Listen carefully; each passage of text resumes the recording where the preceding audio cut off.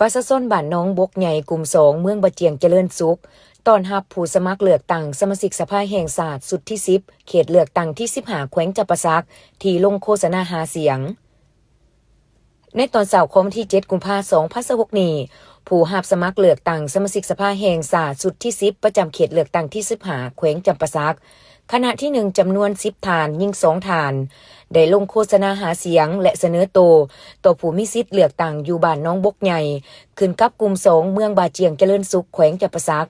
ซึ่งนำโดยทานแก้วรัตนะศรีหาวงศ์คณะประจำพรรคแขวงห้องประธานสภาประชาชนแขวงจำปาสักเป็นผู้สมัครเลือกตั้งนำเบอร์4ประจำเขตเลือกตั้งที่15แขวงจำปาสักพร้อมผู้รับสมัครสมาชิกสภาแห่งชาติ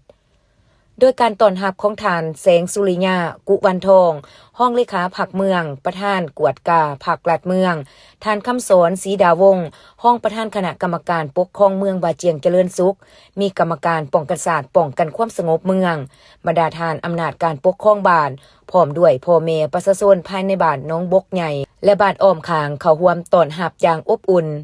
ซึ่งในการลงพบปะอำนาจการปกครองบ้านและพ่อแม่ประชาชน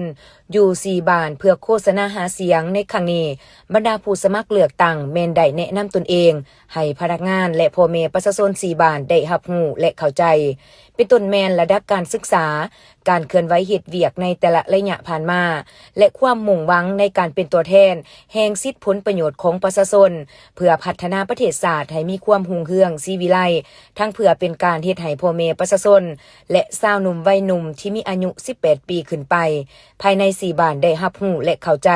เกี่ยวกับความหมายความสำคัญของการเลือกตั้งสมาชิกสภาแห่งชาติทั้งเป็นการปลุกระดมให้ผู้ที่มีอายุ18ปีขึ้นไป